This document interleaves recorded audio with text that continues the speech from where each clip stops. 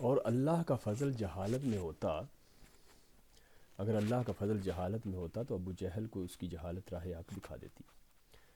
اللہ کی راہ نہ علم میں ہے اور نہ جہالت میں، بلکہ اللہ کی خالص محبت میں ہے۔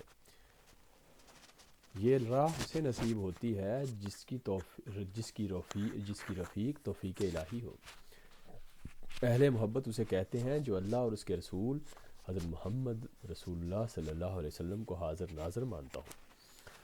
اگر تو چاہتا ہے کہ اللہ تعالیٰ تجھ سے راضی ہو جائے تو اللہ کی توحید، معرفت اور محبت کو خلوص دل سے اختیار کر کے اللہ کے ساتھ ہو جا۔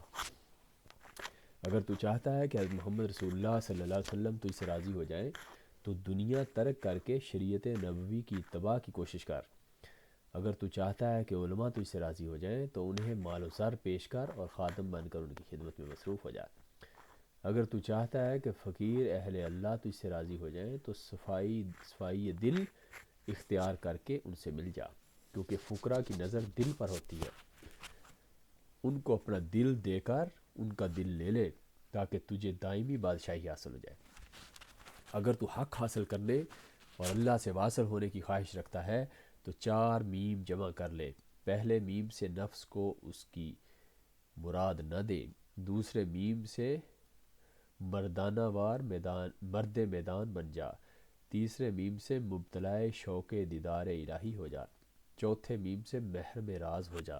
نیز 12 شین اکٹھے کر، 4 شین فقراء سے تعلق رکھتے ہیں، 4 شین اہل علم سے اور 4 شین دنیا والوں سے۔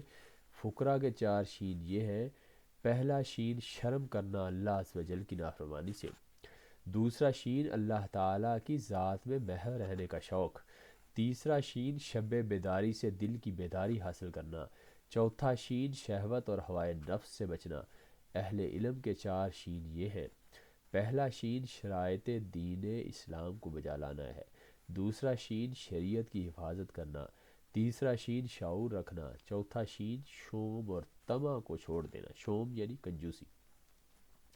دنیا داروں کے 4 شین یہ ہیں: پہلا شین شیطان کا شر ہے، دوسرا شین شرم نہ کرنا، دنیا دار بے شرم ہوتے ہیں، تیسرا شین شتابی جو شیطان کا کام ہے، شتابی مین جلد بازی، اور چوتھا شین شر آتش جو در حقیقت اہل دنیا کی ہرس ہے۔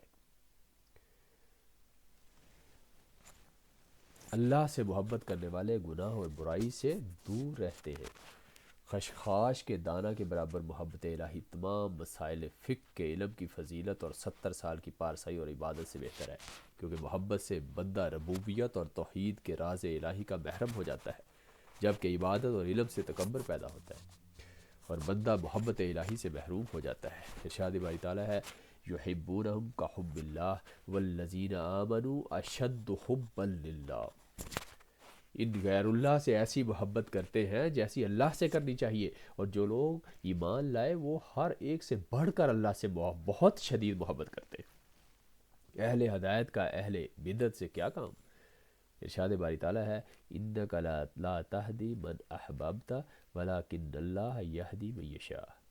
اے محبوب صلی اللہ علیہ وسلم، آپ جسے چاہتے ہیں ہدایت نہیں دے سکتے، بلکہ اللہ جسے چاہتا ہے آپ کے ذریعے ہدایت دیتا ہے۔ ختم اللہ علی قلوبہم وعلی سمعہم وعلی ابصارہم غشاوہ ولہم عذاب عظیم۔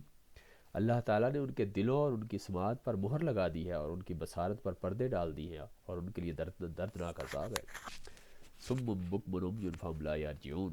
یہ بہرے، گنگے اور اندھے ہیں، یہ ہرگز راہ حق کی طرف رجوع نہیں کریں گے۔ ولا تازر وازرۃ وزر اخری۔ کوئی شخص کسی دوسرے کے گناہ کا بوجھ نہیں اٹھائے گا۔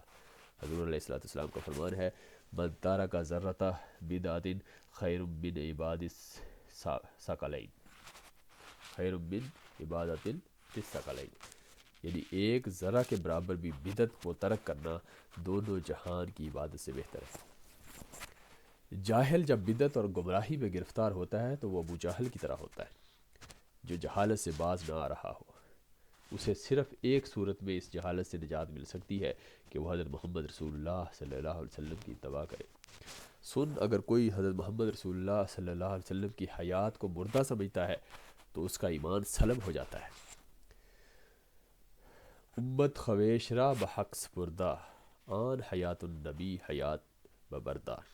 یعنی حضرت محمد رسول اللہ صلی اللہ علیہ وسلم اپنی امت کو حق کے سپرد کر کے ہمیشہ کی حیات حاصل کر چکے ہیں، حیات نفس، حیات دل، حیات روح، حیات سر، حیات عشق، حیات محبت، حیات ذکر و فکر، حیات دین اور حیات فکر فنا فی اللہ۔ اس بات میں ہے کہ اللہ تعالیٰ کی حی القیوم ذات کو ہر وقت اپنے ساتھ سمجھے اور حیات النبی صلی اللہ علیہ وآلہ وسلم کا قائل ہو۔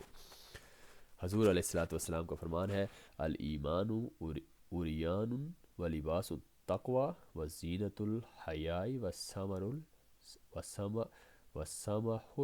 العلم وثمرہ العلم۔ ایمان عریاں ہے، تقوی اس کا لباس ہے، حیا اس کی زینت ہے اور علم اس کا پھل ہے۔ فقیر صلح کل ہے، یعنی فقیر ہر ایک کے لیے اصلاح کا منبع اور فیض کا ذریعہ ہے۔ حضور علیہ السلام کو فرمان ہے، لا یؤمن احدکم حتی یحب لاخیہ ما یحب لنفسہ۔ کوئی شخص اس وقت تک مومن نہیں ہو سکتا جب تک وہ اپنے بھائی کے لیے بھی وہی پسند نہیں کرتا جو اپنے لیے پسند کرتا ہے۔ جس کا دین اور ایمان مردہ ہو جائے وہ منافقت، کفر، گناہوں اور دنیا کی محبت میں مبتلا ہو جاتا ہے۔ نعوذ باللہ منہا، میں اس سے اللہ کی پناہ مانگتا ہوں۔